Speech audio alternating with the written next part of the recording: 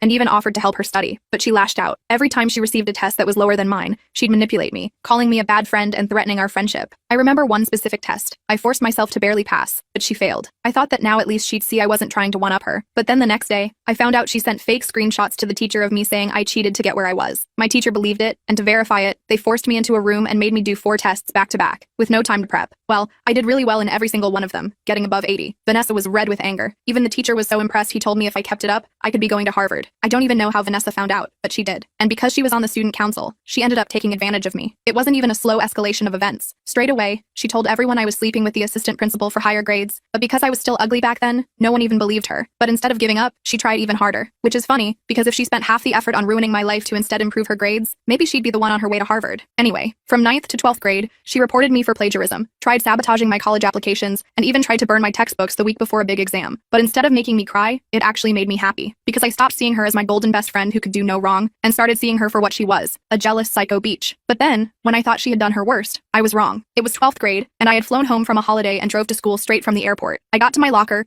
and this awful stench filled my nostrils. I even vomited in my mouth a little. I started to open my locker door, and everything immediately clicked, because inside was the unalived body of my puppy. I screamed, and when I turned around in shock, I was faced with a phone camera. Behind it was Vanessa, pointing and laughing at me. "You should have seen your face!" Mascara was streaming down my face. I fell to the floor and didn't even have enough strength to push her phone camera away. I packed my bag and went home early, but as soon as I got back, I realized I overreacted. My puppy was still alive. You see, Vanessa had somehow found an unalived one that looked identical to mine and used it to prank me. But even though she hadn't done it, the image of the puppy's skeleton was still burned into my memory. I knew I had a decision to make, one that would not only change my life, but also the life of Vanessa and anyone else who tried to bully me. I don't have time to finish the story in this short video, but it gets intense. So I'm sitting there in my room, staring at the wall and thinking about how to handle this situation with Vanessa. My hands were still shaking from discovering the dead animal in my locker. I grabbed my laptop and started researching animal cruelty laws in our state. Turns out this wasn't just mean girl behavior, it was actually illegal. I screenshotted everything and saved it to a special folder named Evidence. I called my cousin Mark, who was studying pre-law at community college. He confirmed what I suspected. This was a serious offense that could get Vanessa expelled or worse. I spent the whole night making a detailed plan. First thing next morning, I went to school early and asked to speak with Principal Carson. I showed him the video Vanessa had taken of me breaking down by my locker. His face went from confused to horrified in seconds. He immediately called in the school resource officer, Officer Perez. I had to tell the whole story again while Officer Perez took notes. They asked me to wait outside while they called Vanessa to the office. I sat on that hard plastic chair watching the minutes tick by on the wall clock. 20 minutes later, I heard screaming from inside the office. Vanessa burst out, mascara streaming down her face, completely losing it. She lunged at me right there in front of the secretary's desk. "You ruined everything!" She managed to scratch my face before Officer Perez pulled her away. I touched my cheek and my fingers came away with blood. The secretary handed me tissues while looking horrified. Principal Carson suspended Vanessa on the spot and told her parents to come pick her up immediately. I thought that would be the end of it. I was wrong. The next day, Vanessa's parents showed up at school with a lawyer. They claimed I had been bullying their daughter for years and fabricated the whole locker incident. I couldn't believe they were turning this around on me. Principal Carson called me back to his office where Vanessa sat smugly between her parents and their sleazy-looking attorney. "Elaine has maintained excellent grades and character throughout her time here," Principal Carson started. "These accusations seem completely out of character." Vanessa's mom interrupted. "My daughter would never hurt an animal. Elaine is clearly troubled and jealous of Vanessa's success." I almost laughed out loud at the absurdity. My Officer Perez cleared his throat and pulled out his phone. "We have the video evidence that Vanessa herself recorded," he said, pressing play. The color drained from their faces as they watched their daughter laughing while filming my breakdown. The lawyer whispered something to them, but Vanessa's dad waved him off. After that meeting, things moved quickly. The school board got involved. Animal control was called to properly dispose of the dead animal from my locker. Vanessa received a 30-day suspension and mandatory counseling. Her college acceptance letters were now at risk due to the disciplinary action. Part of me felt satisfied, but mostly I just felt tired. I threw myself even harder into studying for finals. With Vanessa gone, the school felt different. People who I thought were her friends started sitting with me at lunch. Turns out they'd been afraid of her too. One girl named Amelia confessed that Vanessa had threatened to spread rumors about her if she ever talked to me. Another guy, Jaden, told me Vanessa had stolen his physics notes before a big exam because he'd offered to help me study. I was discovering just how many lives she'd tried to control. I started hanging out with Amelia and her friends. We formed a study group for finals. For the first time, I had real friends who weren't trying to compete with or manipulate me. My grades stayed strong without the constant stress of Vanessa's mind games. When Vanessa finally returned to school, she was different. She kept her head down and didn't look anyone in the eye. She'd lost her perfect ponytail and designer clothes, showing up in hoodies with unwashed hair. I almost felt sorry for her until I caught her staring at me across the cafeteria with pure hatred in her eyes. I knew she wasn't done. I was right. A week before graduation, my Harvard acceptance letter mysteriously disappeared from my locker. I'd been keeping it there to read whenever I needed motivation. I immediately suspected Vanessa. I went to the administrative office and asked Ms. Payton if the security cameras covered the hallway by my locker. She checked and confirmed they did. We reviewed the footage from that morning, and sure enough, there was Vanessa, slipping something out of my locker between classes. I reported it to Principal Carson, who called Vanessa in immediately. She denied everything at first, but when shown the footage, she broke down crying. Principal Carson gave her an ultimatum: return my acceptance letter or face expulsion 2 weeks before graduation. She returned it that afternoon, crumpled but intact. I smoothed it out and put it in a frame for safekeeping at home. Graduation day arrived with perfect June weather. My parents actually showed up sober, which was a small miracle in itself. As valedictorian, I had to give a speech. I spent weeks working on it, determined to take the high road. When I walked up to the podium and saw hundreds of faces looking back at me, I felt a surge of confidence I'd never experienced before. I spotted Vanessa in the crowd, sitting alone, her parents nowhere to be seen. I started my speech talking about perseverance and growth. I never mentioned Vanessa by name, but I did talk about overcoming obstacles and not letting others define your worth. After the ceremony, several teachers came up to congratulate me. Harvard was sending a representative to award me an additional scholarship based on my academic performance. As photos were being taken, I noticed Vanessa standing alone by the refreshment table. On impulse, I walked over to her. She looked surprised, then suspicious. "What do you want?" she asked. I just shrugged and said, "I wanted to say congratulations on graduating." Her face softened for a split second before hardening again. "Whatever. You think you're so special with your Harvard scholarship?" I could have snapped back, but instead I just smiled and said, "Good luck at college, Vanessa." Walking away felt like closing a chapter. That summer flew by as I prepared for Harvard. I got a part-time job at the local library and saved every penny. My parents' drinking got worse after graduation. They seemed almost angry about my success. One night I came home to find them passed out surrounded by empty bottles. I packed an overnight bag and stayed at Amelia's house. Her parents were kind and supportive, letting me crash on their couch whenever things got bad at home. 2 weeks before leaving for college, I received a strange email from an address I didn't recognize. The subject line simply said, "Sorry." The message was short: "I'm getting help now. What I did was wrong. I can't undo it, but I'm trying to be better." It wasn't signed, but I knew it was from Vanessa. I didn't respond. Some apologies come too late. Move-in day at Harvard was overwhelming. The campus was beautiful and intimidating. My roommate Alina was from California and seemed nice enough. We awkwardly arranged our sides of the room while our parents made small talk. My dad kept checking his watch, eager to hit the road. They left within an hour, barely saying goodbye. Alina's parents stayed until evening, helping her hang fairy lights and arrange photos on her wall. They invited me to join them for dinner, but I declined. I needed some time alone. That night, lying in my new bed in my new life, I felt both terrified and free. Classes started and immediately challenged me in ways high school never had. For the first time, I was surrounded by people who were all as smart or smarter than me. No one cared that I was valedictorian. I was just another freshman trying to find my way. I joined the debate team and started making friends who knew nothing about my history with Vanessa. Over winter break, I decided not to go home. I couldn't face my parents drinking and the empty house. Instead, I stayed with Alina's family in California. They welcomed me like I was their own daughter. Christmas morning, I woke up to actual presents with my name on them. I almost cried opening them. Thoughtful gifts from people who barely knew me but showed more care than my own parents ever had. When spring semester started, I declared my major in psychology with a focus on adolescent development. Something about understanding why people like Vanessa become who they are fascinated me. During sophomore year, I got an email from Principal Carson. He was checking in on his former students and wanted to let me know Vanessa had dropped out of college. She'd had some kind of breakdown and was now in a treatment facility. I felt no satisfaction at this news, just a hollow sadness for the wasted potential. I threw myself into my studies even harder. By junior year, I was working as a research assistant for a prominent psychology professor. We were studying the effects of competitive pressure on teenage girls. The irony wasn't lost on me. During spring break, I finally went home to clear out my childhood bedroom. My parents had separated, and the house was being sold. As I packed up books and old notebooks, I found photos of Vanessa and me from middle school, before the competition destroyed our friendship. We looked so young and happy. I sat on my bedroom floor surrounded by the artifacts of my past life, and allowed myself to cry for the friendship we'd lost. Back at Harvard, I applied for a summer internship at a youth counseling center. During my interview, they asked why I wanted to work with troubled teens. I told them my story, leaving out names but sharing the experience of being bullied by my former best friend. The interviewer nodded and said, "Sometimes our deepest wounds become our greatest strengths." I got the internship. My first day, I was assigned to observe a group therapy session for girls with behavioral issues. When I walked in, I froze. Sitting in the circle was Lydia, a girl who looked so much like teenage Vanessa that my heart started racing. She had the same confident posture, the same dismissive expression. Throughout the session, I watched as Lydia put down the other girls with subtle jabs disguised as compliments. After the session, I discussed my observations with the lead therapist. Lydia reminds me of someone I used to know, I said carefully. She's struggling with some deep insecurities, the therapist explained. The superiority is just a mask. Working with these girls over the summer changed something fundamental in me. I started seeing Vanessa differently, not as a villain in my story, but as another damaged person who never got the help she needed until it was too late. During my senior year, I focused my thesis on competitive behavior in academic settings and how it affects female friendships. My professor was impressed enough to suggest publishing it in an academic journal. Graduation approached, and this time my mother came alone. She'd been sober for 6 months, a small victory, but one I was grateful for. As we sat at dinner the night before commencement, she surprised me by saying, "I'm sorry I wasn't there for you in high school. I was so lost in my own problems. I didn't know how to respond, so I just nodded and squeezed her hand." The commencement ceremony was beautiful. Sitting among my fellow graduates, I felt a sense of accomplishment that went beyond academic success. I had survived Vanessa's bullying, my parents' alcoholism, and the pressure of Harvard. I had built a life I was proud of. After throwing our caps in the air, I spotted my mother chatting with Alina's parents. They had all come to support me. As I walked toward them, someone tapped my shoulder. I turned around and almost stumbled backward. It was Vanessa. She looked different, healthier, calmer. "Congratulations," she said simply. "Your mom told my mom you were graduating today." I stood frozen, unsure how to respond. "I'm not here to cause trouble," she continued.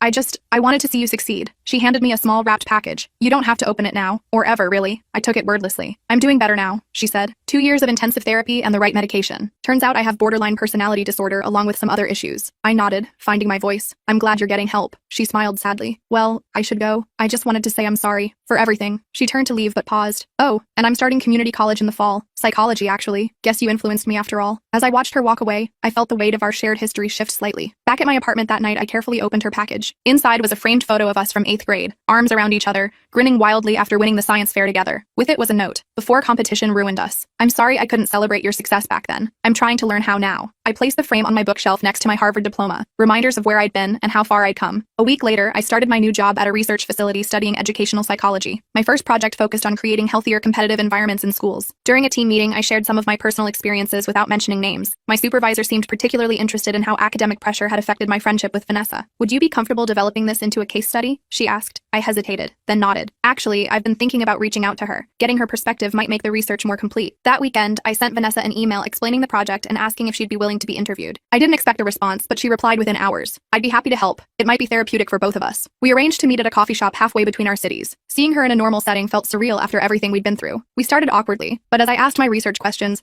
the conversation became easier. She was surprisingly insightful about her past behavior. "I always felt like I had to be the best, or I was nothing," she explained. "When you started doing better than me, it felt like you were taking my only value away." I nodded, understanding in a way I couldn't have in high school. "What about the dead animal incident?" I finally asked. "How do you make sense of that now?" She closed her eyes briefly. "That was my rock bottom. I was so desperate to hurt you that I became someone I didn't recognize. I still have nightmares about it." Our interview lasted 3 hours. By the end, we weren't exactly friends, but we weren't enemies either. We were two people trying to understand our shared past from an adult perspective. As we were leaving, she asked if we could stay in touch. I surprised myself by agreeing. Over the next few months, Vanessa occasionally sent me articles related to my research. I kept her updated on how the case study was developing. It was a careful, professional relationship, nothing like our intense teenage friendship, but healing in its own way. My case study was published in an educational psychology journal. With both our names listed, Vanessa had agreed to be named. A week after publication, I received a job offer from a prestigious private school in New York. They wanted me to develop a program addressing competitive stress and bullying in high-achieving environments. I accepted immediately. Moving to New York was exciting and terrifying. The school environment triggered some old anxieties at first. Walking those hallways, I sometimes felt like my teenage self again, insecure and watchful. But now I was the authority figure, the one creating change. My program started small, weekly discussion groups where students could talk about academic pressure without judgment. It gradually expanded to include parent workshops and teacher training. 6 months into the job, I received an email from Vanessa. She'd been accepted to a master's program in counseling psychology and wanted to know if she could interview me for a paper she was writing. We arranged a video call, and as her face appeared on my screen, I realized something important. We would always be connected by our past, but that connection no longer had power over me. Her research focused on reconciliation after intense peer conflicts. The irony made both of us smile. As we wrapped up the interview, she said something that stayed with me. "You know, in a weird way, I think we both ended up exactly where we needed to be because of what happened between us." She was right. My entire career path had been shaped by our toxic friendship and its aftermath. I was helping students because I understood their struggles intimately. That night, I looked through old high school photos, remembering the girl I had been, so desperate for Vanessa's approval, so eager to dim my own light to make her comfortable. I barely recognized that version of myself anymore. The following semester, my program received recognition from the state educational board. They asked me to present at their annual conference. As I prepared my presentation, I decided to include our story, mine and Vanessa's, as a personal case study. I emailed her asking permission, which she granted immediately. The day of the conference arrived, and as I walked onto the stage, I spotted Vanessa sitting in the back row. I hadn't known she was coming. Our eyes met briefly, and she gave me a small, encouraging nod. I took a deep breath and began my presentation. Today, I want to talk about competitive academic environments and their impact on student relationships. I'll start with a personal story, one about about two girls who let competition destroy their friendship and the unexpected ways they found healing. After the presentation, several educators approached with questions. Vanessa waited patiently until the crowd dispersed. "That was really powerful," she said. "Thanks for telling our story with such fairness." We went for coffee afterward, comparing notes on our respective programs. She was working with at-risk teenagers in a community center, using her own experiences to connect with them. Before parting, she hesitated, then asked, "Do you think we could collaborate on something someday? Maybe combine your research with my counseling approach?" I found myself nodding. I'd like that. 3 years later, we published our first book together, Competitive Damage: Healing Academic Trauma in High-Achieving Environments. It became required reading in several education programs. We still weren't best friends. Too much had happened for that. But we'd found a way to transform our painful history into something helpful for others. Looking back now, I realized that the day I found that dead animal in my locker wasn't just the breaking point of our friendship, it was the beginning of both our healing journeys. Sometimes the most painful experiences lead to the most important growth. Vanessa and I were proof of that. Our story didn't end with revenge or victory. It ended with something more complicated and ultimately more meaningful. Two damaged people finding ways to help others avoid the same pain. And in doing so, we finally helped ourselves. After high school, Vanessa and I both took different paths. I enrolled at State University with a psychology major. She went to community college 3 towns over. We didn't speak for almost 2 years. The distance felt necessary for both of us. I spent my freshman year trying to forget our history. My dorm roommate never knew about my past. I made new friends who saw me as normal. The nightmares about the dead rat still came sometimes. They were less frequent as months passed. I joined a campus group for mental health awareness. We organized support sessions for students with anxiety. The irony wasn't lost on me. I was still dealing with my own issues. My therapist said helping others was part of my healing. She called it post-traumatic growth during our sessions. I didn't fully believe it at first. Then I noticed small changes in myself. I could talk about high school without shaking. The panic attacks stopped coming after crowded lectures. I even made it through an entire semester without crying in public. Progress felt slow but real. During sophomore year, I got an email from Vanessa. My heart raced when I saw her name in my inbox. She wanted to meet for coffee during winter break. I almost deleted the message without responding. My thumb hovered over the screen for several minutes. I finally typed a short reply agreeing to meet. We chose a small cafe halfway between our hometowns. I arrived 20 minutes early out of nervousness. Vanessa walked in exactly on time. She looked different with shorter hair and glasses. We hugged awkwardly before sitting down. She ordered black coffee while I got tea. The first 10 minutes were filled with small talk. Then she pulled out a notebook from her bag. Vanessa had started a blog about teenage bullying. She wanted my perspective for an article she was writing. This wasn't what I expected from our meeting. She explained she was studying journalism now. Her professor encouraged students to write from personal experience. Vanessa chose to focus on bullying and reconciliation. I felt a lump form in my throat. She wasn't asking for forgiveness exactly. This felt like something more complicated. We spent 3 hours in that cafe sharing perspectives. I told her about my psychology studies and interest in trauma. She showed me comments from teen readers of her blog. Many found comfort in knowing others shared similar experiences. We recognized something important was happening between us. Our separate healing journeys had led to similar destinations. By spring semester, we were collaborating on a workshop series. Vanessa wrote compelling stories about bullying experiences. I provided psychological frameworks to understand them. We piloted the program at my university's community outreach day. 15 high school students attended our first session. We shared our own story with minimal details. The focus stayed on prevention and healing strategies. 3 students approached us afterward with tears in their eyes. They recognized themselves in our narrative. One girl admitted to bullying others because of her home situation. A quiet boy revealed he'd been contemplating suicide from the isolation. The third student simply hugged us both before leaving. We knew we'd found our calling that day. I adjusted my psychology studies to focus on adolescent development. Vanessa transferred to a 4-year college with a strong communications program. We created a more formal curriculum for our workshops. A local school district invited us to present to their teachers. The superintendent attended our presentation about peer intervention. He asked us to develop a district-wide program for the following year. We were still undergraduates with limited experience. The opportunity terrified and excited us simultaneously. I spent that summer researching effective intervention models. Vanessa interviewed former bullies about their motivations and regrets. We rented a small apartment together to save money. Living together revealed new dimensions to our evolving friendship. Vanessa still organized everything with military precision. I still left dishes in the sink too long. We argued about small things but respected the bigger boundaries. Late nights were spent refining our program materials. We called it Full Circle, breaking the cycle of school bullying. The name represented our own journey and mission. By senior year,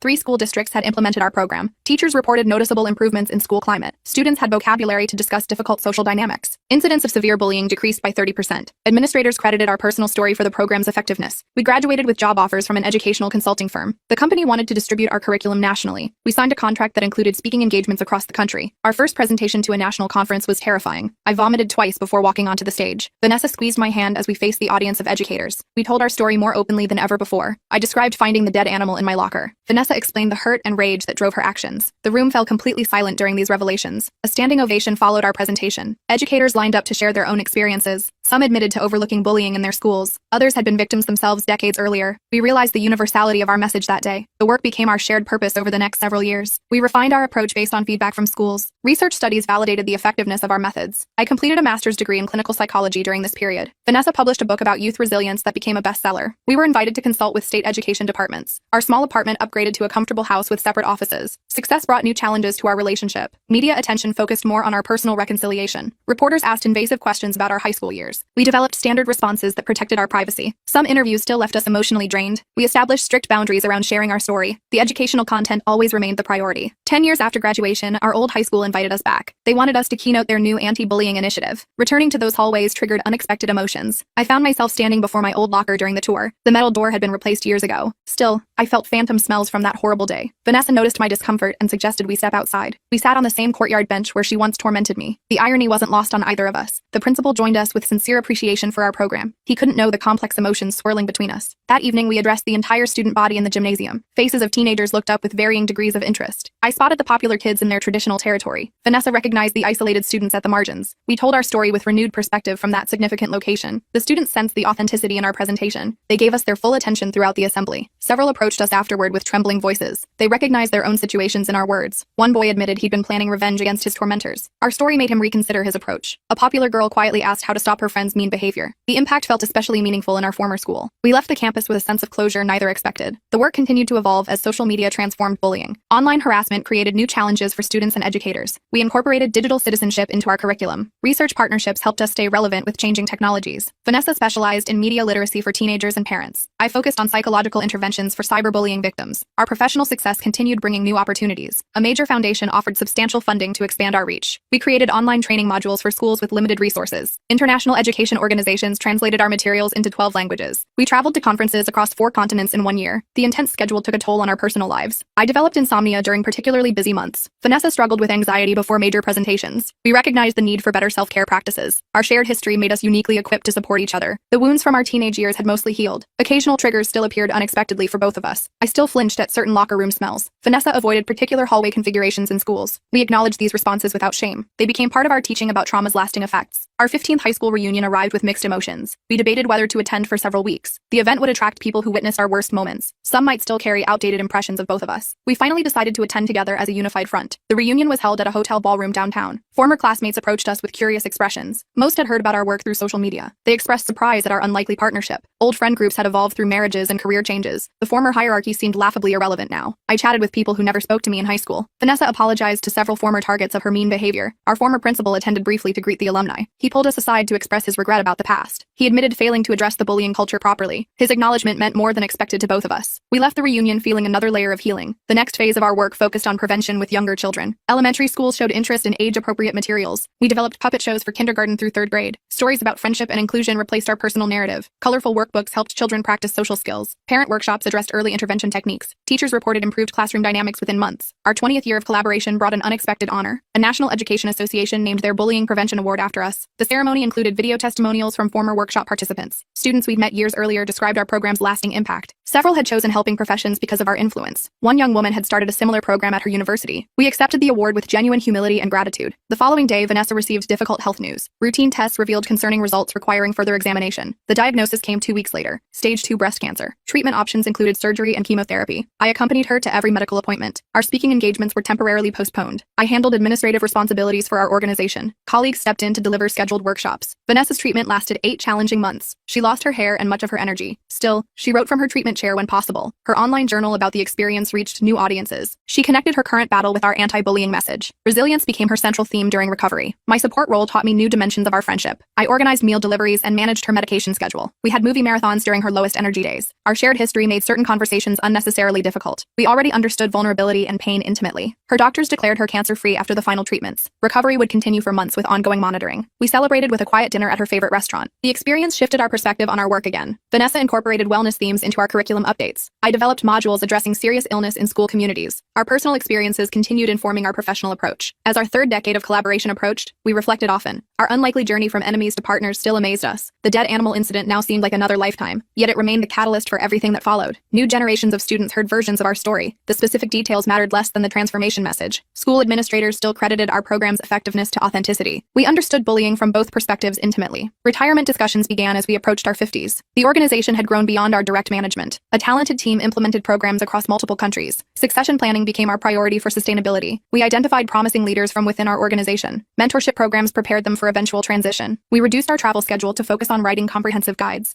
speaking engagements became more selective and strategic. The pandemic created unexpected challenges for our work. Schools closed and bullying moved entirely online. We quickly adapted materials for virtual learning environments. Teachers reported increasing concerns about digital harassment. Parents requested resources for monitoring online interactions. We conducted webinars reaching thousands of families weekly. Our experience with adaptability served the organization well. Post-pandemic education brought renewed interest in social skills. Schools recognized the emotional impact of prolonged isolation. Our curriculum expanded to address re-entry anxiety and conflicts. Research partnerships studied effective interventions for this period. Demand for our services reached unprecedented levels nationally. Technology companies sought our expertise for platform safety. Government agencies consulted us about policy recommendations. Universities offered honorary degrees recognizing our contributions. The spotlight sometimes still felt uncomfortable for both of us. We remained focused on the work rather than accolades. As retirement approached, we collaborated on a comprehensive book. It documented 30 years of bullying prevention research. Our personal story served as the framework for broader insights. Former students contributed testimonials about lasting impact. Research data demonstrated effectiveness across diverse settings. The publishing date coincided with our planned retirement announcement. We organized a final conference to launch the book officially. Educators, researchers, and former students attended from globally. The event celebrated 3 decades of our unexpected partnership. Presentations highlighted the evolution of our approaches. Panel discussions featured the next generation of prevention specialists. We received a standing ovation during our closing remarks. Tears flowed freely as we reflected on our journey together. The dead rat that once represented hatred had transformed completely. It became the unexpected beginning of lifelong purpose for both. We had helped thousands of students avoid similar pain. Schools implemented lasting changes because of our experiences. The work would continue through others we had trained. Our personal healing had become completion in helping others. Retirement brought new routines and reflective conversations. We remained connected through the foundation bearing our names. Advisory roles kept us engaged with evolving prevention strategies. Occasional speaking engagements maintained our presence in the field. We finally had time to process our remarkable journey fully. The teenage girls who once occupied opposite social positions had disappeared. In their place stood 2 women transformed by shared purpose. Our unlikely friendship had become the most significant relationship for both. The healing journey that began with a dead animal had never really ended. It had simply evolved into different forms of growth and service. We recognized that pain could become purpose with proper perspective. Our story continued inspiring others facing similar challenges. Sometimes the most meaningful connections emerge from the deepest wounds. Vanessa and I embodied this truth through our unlikely partnership. The dead animal in my locker had ultimately given life to something beautiful that I never could have imagined when I first saw that bloody mess. Looking back now, it's almost funny how something so awful became life-changing. The day after we launched our community outreach program,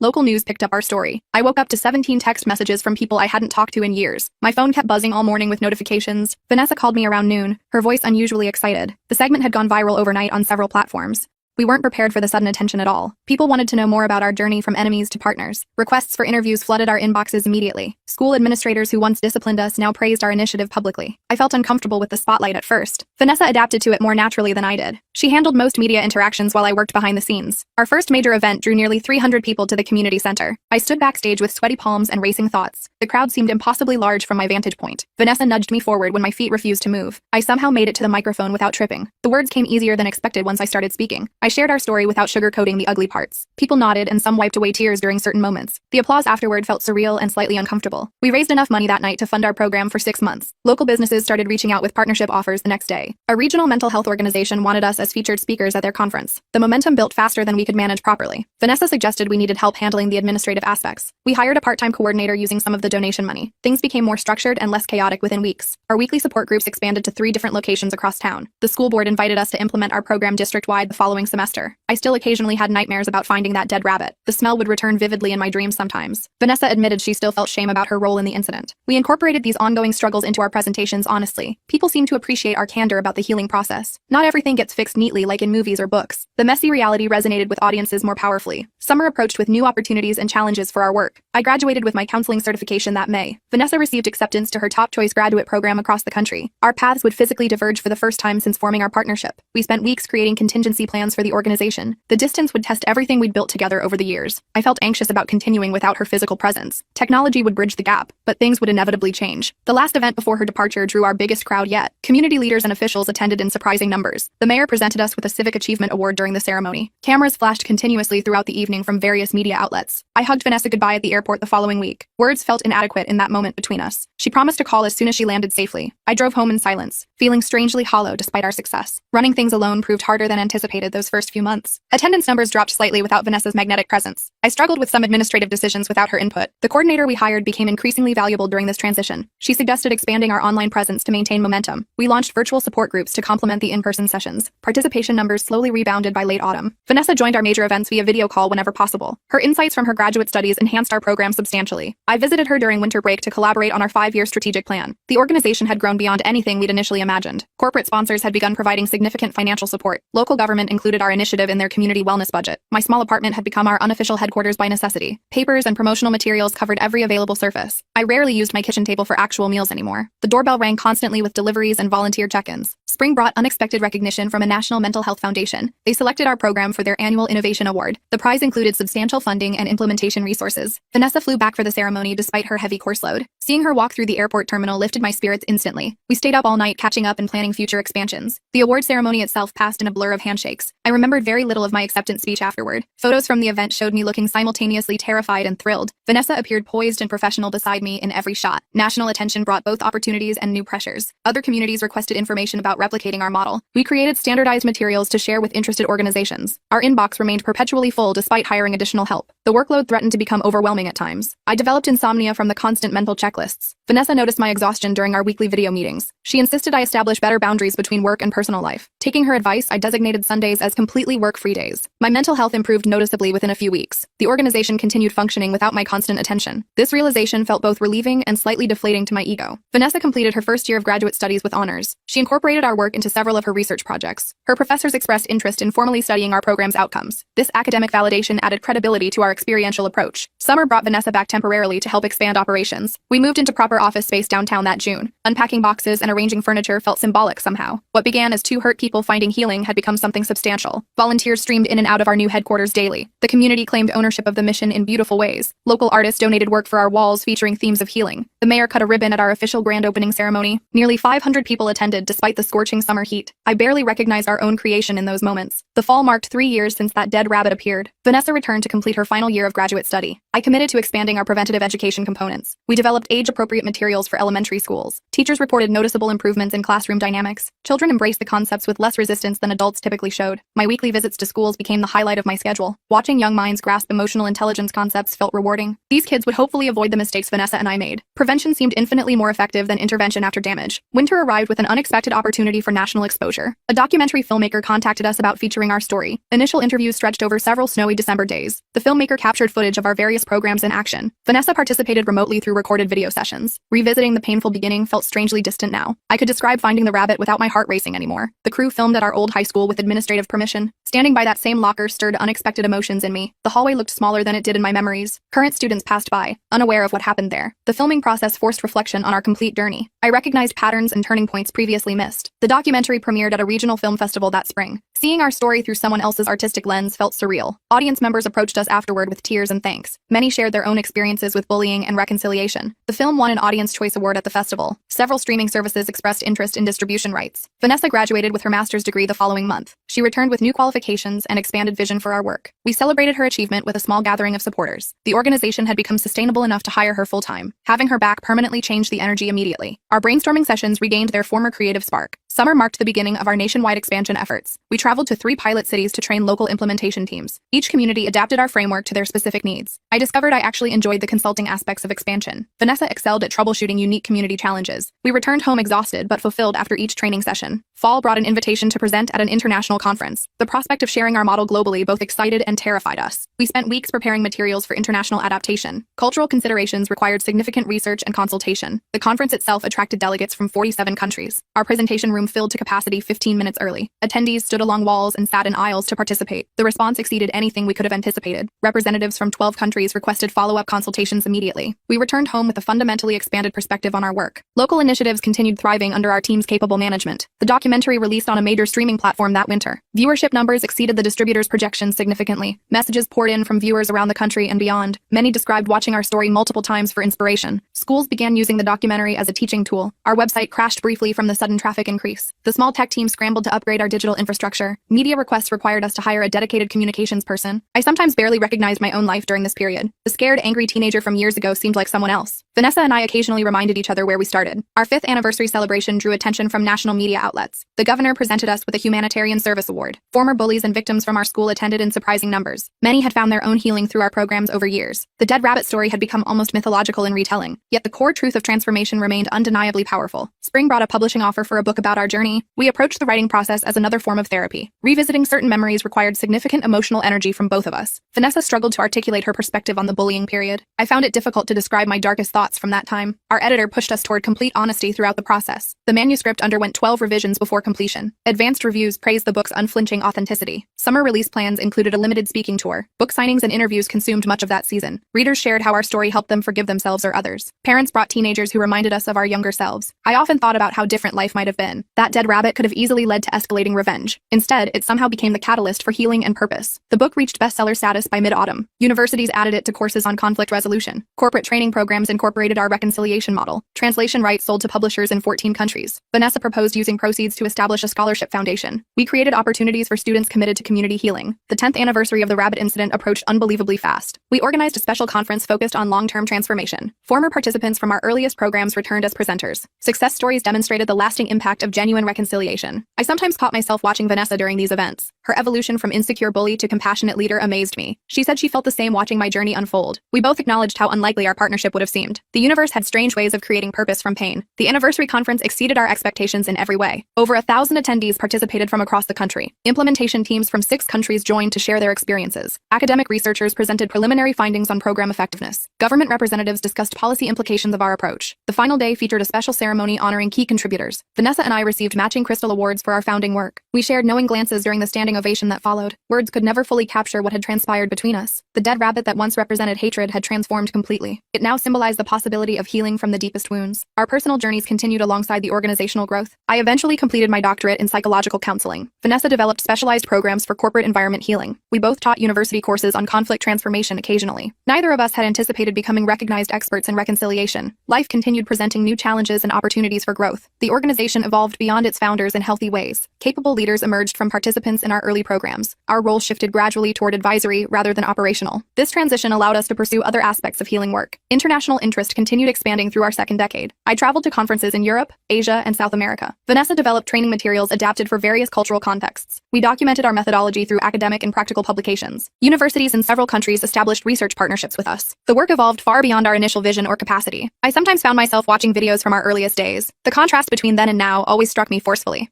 Vanessa and I occasionally reminisced about our humble beginnings. The cramped community center rooms with folding chairs seemed quaint now, yet something essential remained consistent through all changes. The healing principles worked because they were fundamentally human. Pain, accountability, forgiveness, and growth transcended all boundaries. Looking back over 15 years from that locker incident seemed surreal. The terrified, rage-filled teenager I once was felt like another person. Vanessa said she barely recognized her former self in memories. We had both been transformed through the very process we taught. The dead rabbit had somehow multiplied life rather than ending it. One random act of cruelty had spawned countless acts of healing. Neither of us could have imagined this outcome that terrible morning. I sometimes wondered about alternate timelines where we made different choices. What if I had retaliated instead of seeking understanding? What if Vanessa had denied responsibility instead of acknowledging harm? What if we had never discovered the healing possible through honesty? These questions had no answers but prompted continued gratitude. The journey remained ongoing despite our substantial progress. Neither of us claimed to have perfected the healing process. We still encountered triggers that connected to our original wounds. The difference lay in our response to these inevitable human moments. We had developed tools to process pain without creating more damage. These skills proved relevant across all life's relationships and challenges. The dead rabbit story continued teaching us decades after the fact. Its lessons evolved as we gained new perspectives through experience. What began as a trauma became a strange gift over time. This realization formed the core message of all our work. Pain itself wasn't transformative, but our response to it could be. Choosing growth over revenge created entirely different life trajectories. The organization now operated in 37 countries on 6 continents. Research consistently validated the effectiveness of our methodologies. Schools, businesses, and communities reported measurable positive outcomes. Government agencies incorporated our approaches into policy frameworks. None of this seemed possible when I first opened that locker. The stench of death had somehow led to abundant new life. 20 years after the incident, we held a special private commemoration. Just Vanessa and I, sitting quietly in a garden behind our headquarters. No speeches, cameras, or audiences for this particular milestone. We simply acknowledged the journey with its pain and beauty. I thanked her for having the courage to seek reconciliation. She thanked me for being willing to listen during our darkest time. We sat in comfortable silence, watching butterflies visit nearby flowers. The symbolism wasn't lost on either of us in that peaceful moment. Transformation remained mysterious even after dedicating our lives to it. The dead rabbit had decomposed decades ago, returning to Earth. Its spiritual significance, however, continued generating new growth. Our story had become larger than ourselves or our organization. It belonged to everyone who found hope through its its telling. The healing work continued beyond any single moment or milestone. Pain and opportunity for transformation remained constants in human experience. Our mission evolved but never really changed at its core. We helped people find purpose through their deepest wounds. The rabbit that once represented hatred ultimately gave birth to compassion. Sometimes I still paused by old school lockers when visiting campuses. These metal containers seemed such ordinary objects to contain such power. One locker had somehow altered the trajectory of countless lives. I would touch the cool metal surface briefly, honoring the journey. Vanessa once confessed she did the same thing during school visits. These private rituals acknowledged the significance of our unlikely beginning. The dead animal in my locker had ultimately given life to something beautiful. That beauty continued spreading in ways we could never fully track. The ripple effects extended far beyond our vision or understanding. Healing moved outward like rings in water, touching distant shores. The rabbit's death had somehow initiated endless new beginnings. My parents locked me outside in winter for years until my body stopped feeling cold. So I destroyed their house with mold and never looked back. They spent the next 3 years fabricating evidence until the FBI arrested them. The manila envelope arrived on a Tuesday morning while I was at school. Inside were printed emails, dozens of them, supposedly from my account to various online friends. The messages described in detail how I wanted to hurt her, how I'd been planning it for months. There were screenshots too, search histories full of queries about elder abuse laws and how much money people inherit when their grandparents die. She was sitting at the kitchen table when I got home, the papers spread out in front of her like evidence at a crime scene. Her face had that same look Mom used to get right before locking me outside, a mixture of disappointment and barely contained rage. "Sit down," she said, not looking at me. I dropped my backpack and slid into the chair across from her. The afternoon sun caught the edges of the papers, making them glow. "What is this?" I asked, though I could already see my name on the emails. "You tell me." She pushed one of the printouts toward me. "This is your email address, isn't it?" I picked up the paper. The email was dated 3 weeks ago, sent to someone named Mark47. It talked about how my grandmother was old and weak, how easy it would be to make her fall down the stairs. My stomach twisted. "I didn't write this," I said. "Your name, your email, your IP address." She tapped another paper. I had my neighbor look at it. He works in computers. I grabbed more of the papers, scanning them frantically. Each one was worse than the last. Discussions about poisoning food, about pushing her in front of cars, about waiting until she was asleep and holding a pillow over her face. The search history showed queries I'd never made about inheritance laws in our state, about how to contest wills, about what happens when grandparents die without other family. "Grandma, I swear I didn't do any of this. Someone made this up. Who would do that? Who even knows you live here?" The answer hit me like ice water. My parents. They'd been silent for 3 months, and I'd been stupid enough to think they'd given up. "Please, you have to believe me. Look at the fonts. They're not even consistent. And this timestamp here, that was when I was in school. You can check with my teachers." She stood up slowly, gathering the papers back into the envelope. "I need time to think about this. Grandma, go to your room." I spent the next 2 hours pacing, trying to figure out how to prove my innocence. The emails were good fakes, but there had to be flaws. I opened my laptop and logged into my actual email account, but of course there was no record of the messages. They'd been created completely outside my account. At dinner, my grandmother barely looked at me. She pushed food around her plate while I tried to eat, though every bite felt like sand. "I called your parents," she said finally. My fork clattered onto my plate. "What?" "They're very concerned about you. They said you've been showing signs of violence for years, that the whole mold thing was actually you trying to poison them." "That's insane. They locked me outside in winter. You know they did." "I know what you told me, but these emails, and your father sent me photos of the mold damage. He said you admitted to doing it on purpose, because they left me alone for a week. They went to Hawaii without me." She rubbed her temples. "I don't know what to believe anymore. Believe me, please. I've never lied to you. Haven't you? You told me you discovered your cold resistance by accident, but your mother says you trained yourself to withstand it so you could hurt people without them knowing." The room spun. They'd taken every truth and twisted it into something monstrous. "I need you to find somewhere else to stay," my grandmother said quietly. "I'll give you 2 days to make arrangements." "Grandma, please, 2 days. I'm sorry, but I can't have you in my house if there's even a chance these things are true." I called Camilla from my room, whispering so my grandmother wouldn't hear. Camilla and I had been friends since middle school, back when my parents still pretended to be normal. She was the only person who'd believed me about the abuse. "Of course you can stay here," she said immediately. "My mom won't mind. Pack your stuff and I'll have Tyler pick you up." Tyler was Camilla's older brother, home from college for spring break. He pulled up in his hit-up Honda an hour later, helped me load my bags without asking questions. My grandmother watched from the window but didn't come out to say goodbye. Camilla's house was warm and chaotic in the best way. Her mom, Nora, was making dinner when we arrived, the kitchen full of steam